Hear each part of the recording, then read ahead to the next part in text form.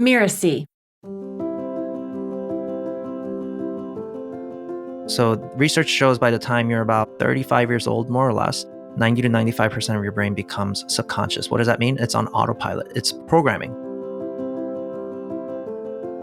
Hello, and welcome to Just Between Coaches, the podcast that tackles difficult coaching conversations head on. My name is Melinda Cohen, and I run a business called The Coaches Console. The Coaches Console has supported more than 50,000 entrepreneurs in creating their own profitable coaching businesses. In this episode, I'm going to have a conversation with Dr. Eugene Choi.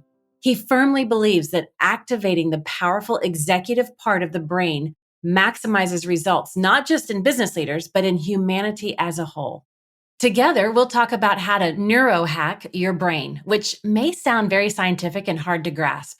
And you might even be wondering if it has anything to do with coaching.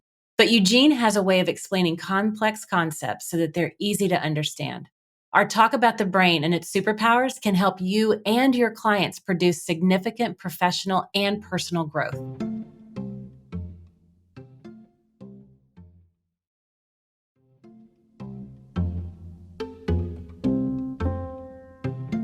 Eugene is a certified transformational mindset coach and a board-certified clinical pharmacist.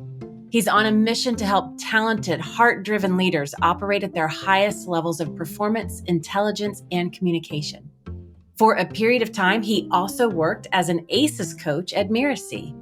He uses neuroscience and technology to help leaders activate peak performance to boost their critical thinking, decision-making, and revenue generation skills so they can scale their businesses to generate more revenue and impact.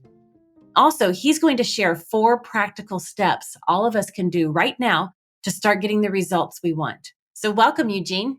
Thank you so much for having me. I'm really excited to be here. I am excited to talk about this, and I'm so happy to have you on the show for this episode and this discussion. I think our listeners will walk away with a deeper awareness of the brain and its superpowers. Now, I geek out on neuroscience and understanding more about how the brain works. But before we dive into the topic, can you share why you went from being a certified clinical pharmacist by trade to becoming a certified transformational coach? Yeah, that's a great question. Long story short, I followed the typical, what I call the Asian American dream. I know people can't see me. I'm an Asian American. And the thing to think about is, we go into these healthcare careers for stability, predictability, because our parents' generation as immigrants came in and suffered, basically. They had to figure a lot of stuff out. And so I followed that healthcare career, very quickly realized it's not what I wanted to do for the rest of my life. And I ended up doing some filmmaking for a little bit. And when I went into filmmaking, had a lot of success with it in terms of exposure, had a lot of short films that went viral and all that good stuff. And I quickly realized I didn't like filmmaking. To give you an example, one project I worked on got 23 million views online, but it took me 7 months to edit the film. So I realized how arduous the process is. And that's when I asked myself the question, well, why did I do this to begin with? And I realized it was because of storytelling. If you listen to any kind of story, it's about a main character that undergoes this amazing, amazing internal transformation at the end of the film or the story. And it started with this question of, what can we do to make that happen in real life? And that's when I discovered neuroscience. My healthcare background came really handy here, right? Reading a lot of articles and medical journals about how the brain works, how it's wired, how to get more skills to wire it to perform better. And that's kind of how it came full circle. And here I am today teaching people how to use neuroscience to improve their performance, get their energy back, be able to focus better, and all of these amazing things that this part of your brain is capable of. It's so often in life when we're doing one thing and then we do the next thing and then the next thing, and they seem like they don't have anything to do with each other. And then all of a sudden it's like, oh, there's the through line. Now I see how all of this was working towards a common purpose. So fascinating. Yeah, thank you. Now, you say that it turns out our brain operates either in one of 2 states. Could you tell us what you mean by that, Eugene? Like, what are those 2 states? Yes, absolutely. So this was the big aha moment for me after pouring through all of this research was, wait, hold on. Your brain really just operates in one of 2 states. It's what I call either a survival state or an executive state. The survival state is the part of your brain that will turn on when your life's in danger. So imagine a tiger in front of you about to eat you. Your brain goes into this survival state where it's in an operating mode of reacting without thinking. So that's the most important thing to pay attention to, is you're literally not thinking, you're just reacting. And the executive state is a part of your brain that has access to a lot of your superpowers, is what I call them, right? Your critical thinking skills, your problem solving skills, your empathy, the ability to connect with other people, which can cause a lot of leadership issues when they're in survival because their empathy is actually turned off. And all of these amazing capabilities come from this one part of your brain called your prefrontal cortex behind your forehead. And that's what activates the executive state. Okay, so that is fascinating. Now, in one of your published articles, you wrote research that has shown that we live in the survival state for about 70% of our adult life. Did I read that right? I mean, that's a lot of time. I would say it's at least 70%. Yeah. Okay, that's interesting. And then if those fight, flight, freeze responses can be found in the part of the brain that deals with survival, what emotions are connected to that? Yes. So you're bringing up a very important thing, which is that fight, flight, freeze response, right? So in a life threatening scenario, it's very straightforward. You'll pick up a weapon to fight, you'll run for your life in flight, or you'll play dead and freeze, right? Opossums are famous for doing that. So that's the key thing that you're bringing up, is that majority of the time, because we're feeling things like stress, anxiety, frustration, it actually triggers this survival state, even though your physical life is not in danger, which is why it's for about 70% of our adult life, we're in that survival state because of emotions that don't feel good, like stress, anxiety, frustration, overwhelm. Ah, so it may not be that, like you were describing the lions chasing you, your life's in danger. It may not be that dramatic kind of life in danger, but the emotional things like the stresses or anxieties or frustrations, that keeps us in that survival state as well. Exactly, because your brain interprets it as a threat, mainly because it just doesn't feel good. So that's why, even though you're not in physical danger where you're about to be murdered, your brain still triggers that survival state because of these emotions that we don't like feeling. And the more you think about it, you realize how true that is, because whether it's your own thinking every day, the types of thoughts that we don't like, such as, the 70,000 thoughts that we think per day, which research shows, and majority of those thoughts are the same thoughts every day, and a majority of those thoughts are some form of negative thought about yourself. So we try to survive from those thoughts. We try to survive from media and our environment, right? You hear about shootings, the pandemic, all of these things that trigger fear, and it will just turn on the survival state because it's one or the other. You're either in survival or you're in the executive state. Wow. And then so the executive state, like what emotions are connected to the executive state? Yeah, the types of emotions that are in the executive state are, in a nutshell, the things that feel really amazing: joy, gratitude, happiness, appreciation. Now, here's an interesting question. When you are experiencing some of those heavier emotions, some of the ones that you mentioned earlier, is it possible if you're acknowledging them, you're transparent about them, you're not resisting them, but you're using tools to move through them? Now, I don't know that you're in a reactionary mode, like you're intentionally feeling those feelings fully. Does that keep you in survival mode or does that kick you into executive mode? That's a really important point you're bringing up, is to allow yourself to feel the feeling that you're feeling, and acknowledging it, being transparent, being honest with yourself is literally the thing that creates the space for you to be able to process it rather than survive from it. So I just want to repeat that distinction because I'm taking my own notes on this. I told you I geek out on this topic. I love it. And so feeling the feelings fully creates the space to process it rather than react to it. Correct. The way I like to explain this in a way that helps really connect the dots for people is, the way to think about it is, when you're feeling an emotion that causes survival, the only reason you're feeling that feeling, it actually has to do with a memory that you have. So believe it or not, our emotions, the function of our emotions is for memory purposes. So the way I like to illustrate it is, think about moments in your life where there's higher emotional intensity, right? The first date you've been on, the first time you have to give a public speech. The higher the emotional intensity, the more details you remember, right? So what happens is, especially around whether it's a trauma or something tough that we've been through, these memories get stored in our brain, and your brain spends the rest of its life trying to protect you from similar scenarios. So what's happening when you're feeling this feeling, the way I like to illustrate it is, there's a memory trying to communicate something with you. It's asking your current self for help, if that makes sense. So that's what's important. But what our current self does in a survival state, we react to the feeling as if it's a burden, as if it's something we don't want around. We literally fight, flight, freeze from our emotions. So what does fight look like? Perfectionism. It looks like working too hard to the point of burnout to try to make this feeling go away.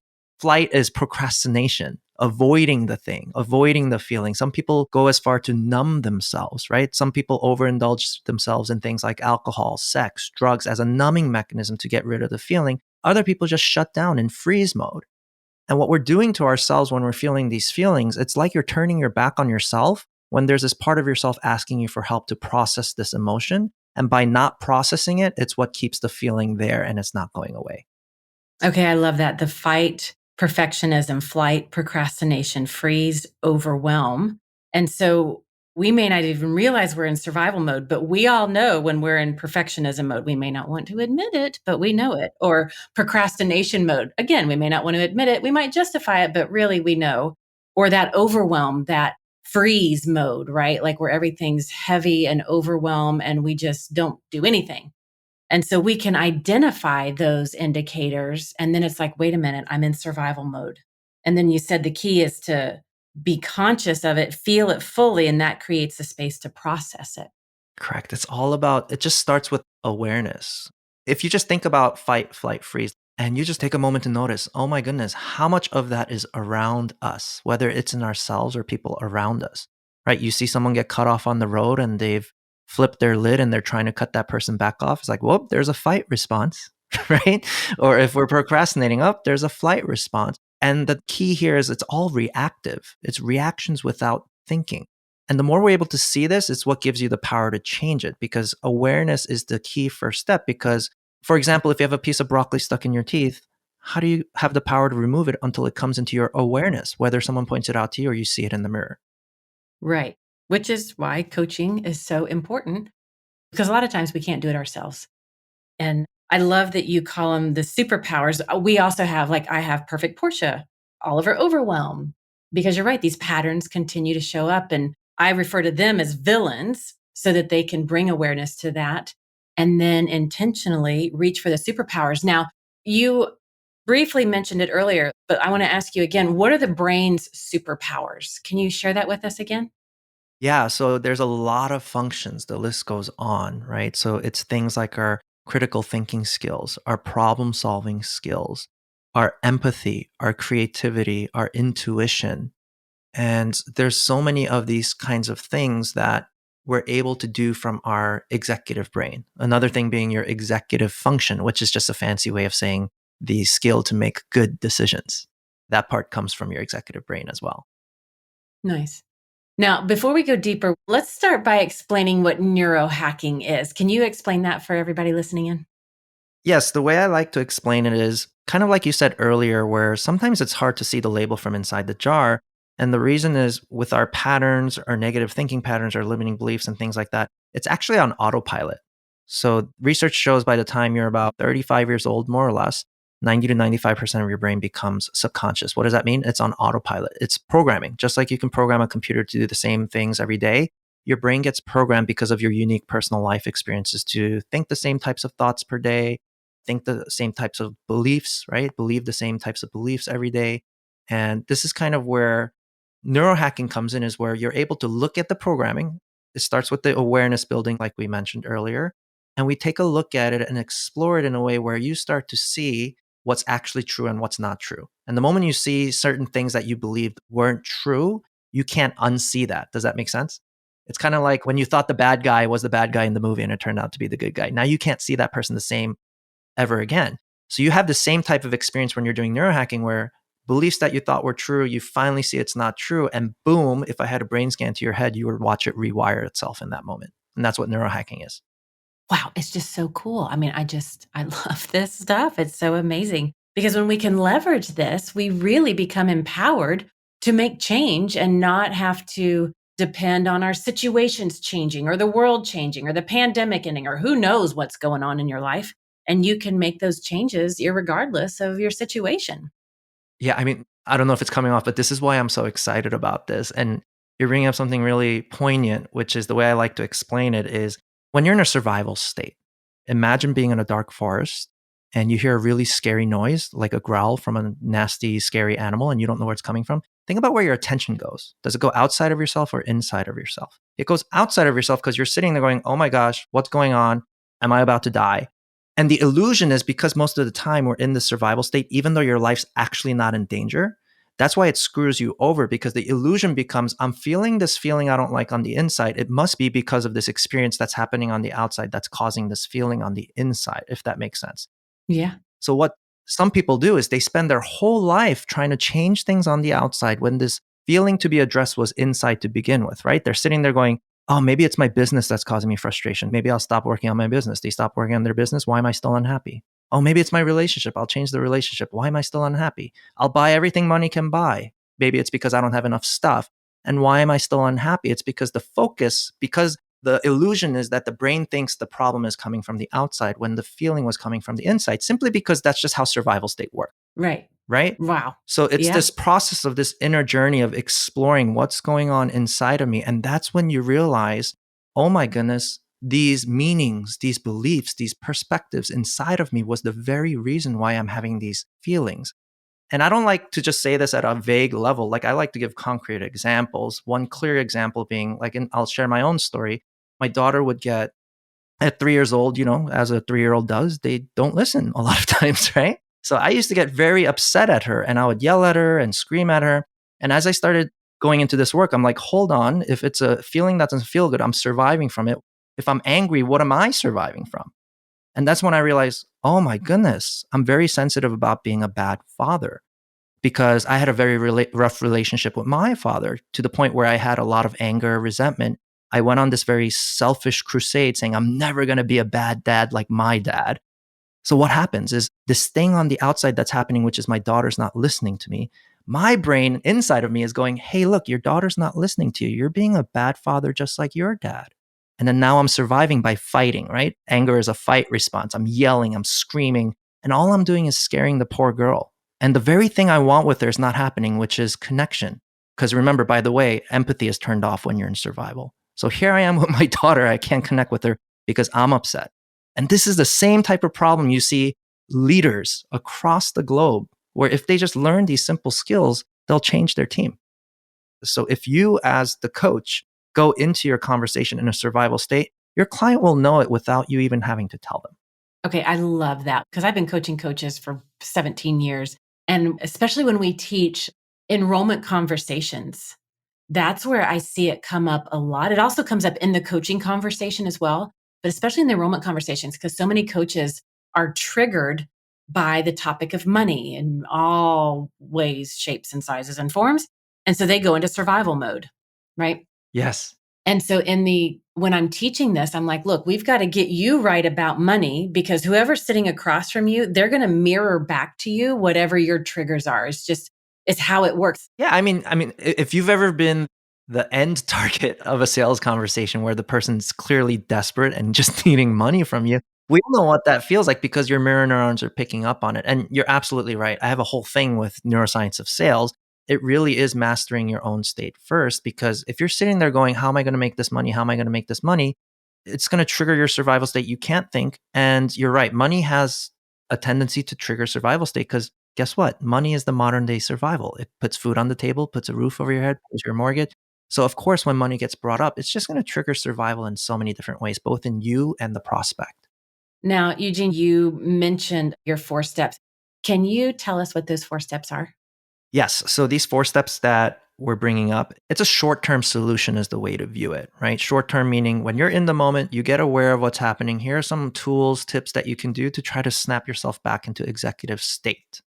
So the first step is to label your emotions, whether it's out loud or in your head, right? I'm feeling anxious. I'm feeling nervous. The reason for this is they did a study where out in UCLA in California, where they would have people tied up to the brain scans. They would show these participants pictures of people's faces with survival emotions on them, right? Anxiety, fear, frustration, anger. And as soon as they showed the emotion, guess what? The amygdala, which is where the survival brain exists, just lit up. It started turning on, immediately activating. So it's like, oh, okay, survival state's turning on when you see this picture, and you're tying in mirror neurons and all that good stuff, which is why they're able to do that. But what was interesting was the researchers would ask the participant, hey, can you tell me what emotion you're seeing in this picture? And it's really straightforward. So they're like, yeah, that's easy. That's anger. That's frustration. That's fear. As soon as they name that emotion, guess what happens? The survival brain turned off, executive brain turned on. So why this is fascinating is because think about this for a second. To label something, doesn't it require you to think? And when you're in survival, you cannot think. So if you make it a daily habit to label your emotions, you're literally calling on your executive brain to turn on, right? I'm feeling anxious. I'm feeling frustrated. I'm feeling sad. I'm feeling scared. And the other nuance to think about, I learned this from a clinical psychology friend of mine named Nick Wignall. And he talks to me about how important it is to pay attention to how you describe the feeling too. For example, there's a big difference between I'm feeling sad and I am sad. For you to say I am sad is presuming that that is your identity. The emotion is your identity. So you are going to stay stuck in survival if that's what you believe, is that you are sadness. If that's your identity, you're going to stay stuck there. So when you're saying I feel sad, you're understanding the fact that feelings come and go.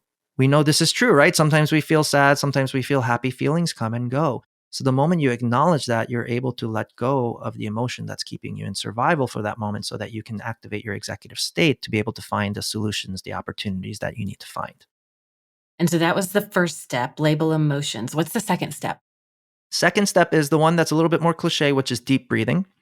You take deep breaths. There's two types of breathing that I recommend. One is called box breathing, which is you inhale for 5 seconds, hold it for 5 seconds, and exhale for 5 seconds. And the second type of breathing is you inhale. Once you're done inhaling, you do another inhale, and then you slowly exhale. Just let it out nice and slow. And this was introduced by a fellow named Andrew Huberman. He's a neuroscientist out in Stanford, where he was able to show someone else's project that showed live scans of the body. And it shows your body going into its executive state, which is when it's relaxing. And you would see it in live time when you're breathing like that. That's because your body actually has a survival state and an executive state as well, right? Think about if you're in front of a tiger that's about to eat you, there's a lot of changes happening in your body, right? Heart's beating faster, breathing's happening more rapidly, blood's going away from your digestive system, which, by the way, is why a lot of people who are stressed out have digestion issues, right? Because if your body thinks it's about to die, it's not a time to be processing food. So you're signaling your body's executive state to turn on when you're taking these deep breaths, because below your lungs, you have something called your parasympathetic nerves. That's the nerves that help your body relax and go into its executive state where it feels safe. Because if you don't feel safe, you're not consciously taking deep breaths.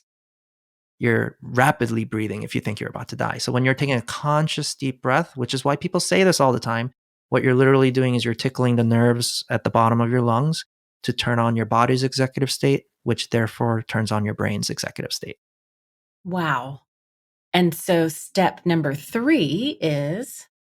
Step number 3 is paying attention to nonverbals. So if you're the coach, when you look at your client, you can tell from their nonverbals what state they are in. Right? We hear that statistic that 93% of communication is nonverbal. So when you look at a person's facial expression or their body language, right? If their eyes are scrunched up with skepticism or anger, you can tell that they're not in a place where they're ready to listen to what you have to say.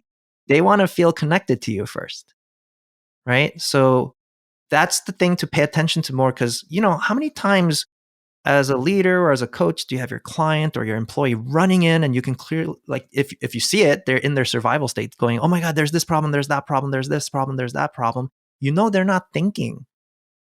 So it's great to help them improve their thinking skills by just paying attention to nonverbal. If they're in survival, connect and redirect, right? Where it's just like, all right, let's just take a moment. I've got your back here. I want you to know I'm on your side, and I'm in total support of you. And let's have a conversation first, because I know there's a lot of things happening now. Let's organize this together, figure out the best solution, figure out the best plan so that we can make sure we don't miss anything. Because it's often in that survival, we rush, we do things without thinking. We often miss a lot of important steps, right? And that's when projects fail. Yeah, or make mistakes and then have to redo them. Exactly. Yeah. Exactly. And then take us through the final step. What's step 4? The last step is paying attention to the way people speak. right? The question I like to pose is whoever's in front of you, are they curious right now or are they concerned?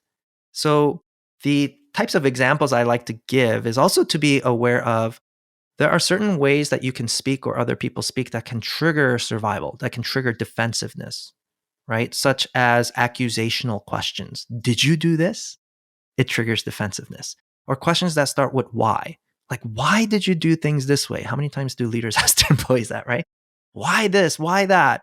Another type of tone is when you're making absolute statements. You always do this. You never do that. And if anyone's ever been in a relationship, I'm sure you've heard that question once or twice, right? So that tends to trigger defensiveness. So we want to make sure we're coming from a place of curiosity. Curiosity is really important. So when a person's in front of you and they're asking you questions out of curiosity, you can tell versus a time they're asking you questions out of concern or making statements out of concern. And in entrepreneurs, which is my group of people that I coach, I've heard many times where they come up and say, what do I need to say here to get the sale? And they're coming from a place of concern and they're asking the wrong question. Because what they're really asking is, how do I avoid shame, blame, rejection, embarrassment? Give me the one thing I need to say so that I can avoid all of these feelings I don't want to feel. When the better question to ask in curiosity is, well, can you tell me a little bit about your target market? What are they up at night worried about? What is the thing that if we can help them solve, it would mean the world for them? So is it curiosity or is it concern? You're paying attention to what's spirit this person in front of you has, right? What kind of tone, or in yourself too. If you're finding yourself concerned about something, guess what? You're entering into survival. I love that distinction. Now, can you neuro-hack your brain's superpowers like on a moment-to-moment basis? Right. So the short term is what we just mentioned. The neurohacking is what's more of the long term, because why it's long term is because we have a lot of networks in our brain, like we said earlier, that operates automatically because it's been conditioned that way. So when you're doing something long term, it takes some work to be able to explore what your reality looks like. Everyone has a different reality. And the moment you look at your reality, the key here is, are you willing to be wrong about certain things that you feel is real? And this is where neurohacking comes in, is you want to look at these long-standing programming that we have in our brain where for most of our life we believe certain things. And are you willing to be challenged on that? And that's where, it's important to have someone that's equipped to do this, whether it's a coach or someone who's more knowledgeable with how the brain works and things like that. It's really helpful where you get outside support, because it's hard to see things from inside the jar when what feels real for you feels so real. Does that make sense? Oh, yeah, totally. And I want you to repeat it again so we make sure that our listeners really got it. Until you're willing to be wrong about everything that you know, how did the rest of it go? Until you're willing to be wrong about everything you know, nothing will ever change. That's so powerful. And being a coach, I know the power of this. Loving this topic of neuroscience. I certainly don't know as much about it as you do, but I have loved this conversation, and I'm sure we will have many more. Now, I just want to summarize, because we have talked about a lot today. So let's just summarize some of the things that we've covered. You shared with us that really our brain operates in two stages. We're either in that survival mode, where we're experiencing that flight, fight, and freeze mode, where we've got the procrastination, perfectionism, and overwhelm happening, or we're operating in the executive stage, where we can access what you call our superpowers, right? The critical thinking, the problem solving, empathy, intuition, creativity, all those things. And then the key that you shared with us is to feel them fully, because that creates the space to process what's happening rather than just blindly reacting to it. And that awareness is kind of the move to make to do things differently. And then you also shared your 4 steps with us, that quick in the moment. How can I address when I'm noticing either I'm in survival mode or my client is in survival mode? And those 4 steps included label the emotions, deep breathing, paying attention to the nonverbal cues, and also then the way people are speaking. And you defined neurohacking, which is that longer term process to really address the core beliefs, what's really going on, by understanding the awareness and looking at the programming that's underlying everything. and then identifying what's true and what's not true. And so the survival state is ingrained in our brains and easily triggered. But if we, as coaches, can help our clients to engage their brains consciously, they can learn how to identify when that fight and flight and freeze response is happening. And then they can creatively start problem solving and making good and different decisions and feeling empathy. And Eugene, do you have any parting words? Yeah, and this might sound mushy, but I 100% believe it.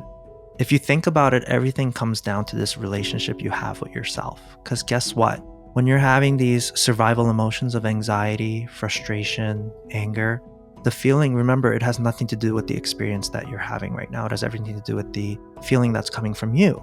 So the way to think about it is it's a part of you asking you for help, right? Whether it's the 5-year-old version of yourself that felt hurt because mom and dad did this, whether it's because of the teenage version of yourself that had an embarrassing moment there that felt that. That's all that's happening. There's a part of you that's hurting, asking you, your current self, for help. But if you go into survival, if you go overwork to the point of burnout in fight, or you procrastinate or numb yourself in flight, or you shut down and you go in freeze, what you're literally doing is you're turning your back on yourself when a part of you is asking you for help. You would never do that to a client or a family member that's in distress asking you for your support. Yet, why do we do it to ourselves so often? It's because the illusion is when we're in survival, we think ourself is the enemy, when in fact, it's just a part of you asking you for help. So it's important when you're in that executive state is to listen. If you're feeling frustration, if you're feeling fear, if you're feeling anxiety, is to listen. This is why it's so important to process that feeling, give yourself the space so that you can help that version of yourself actually see what's true. And eventually they let go of this meaning of an experience that's not true, that's been stored as a memory in the brain. And you can let that go and neurologically rewire your brain so that, guess what? Imagine what it would be like to not get triggered by certain things anymore. That's what you have the capability of doing simply by developing this caring, loving, compassionate relationship with yourself.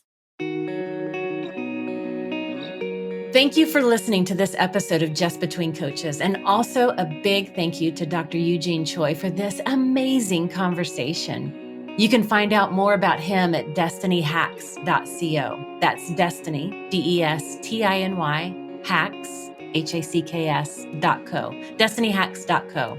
Eugene, thank you so much for coming to the show. Thank you so much for having me. It was an absolute honor. I'm Melinda Cohen, and you've been listening to Just Between Coaches. Just Between Coaches is part of the Mirasee FM network, which also includes Course Lab and Making It.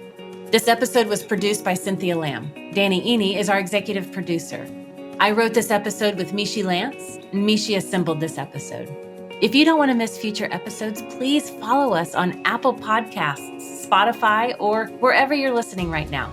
And if you liked the show, please leave us a starred review. It's the best way to help us get these ideas to more people. And if you have a question for Just Between Coaches, put the show title in the subject line and send it to podcasts@mirasee.com. That's podcasts, plural, at Mirasee, Mirasee.com.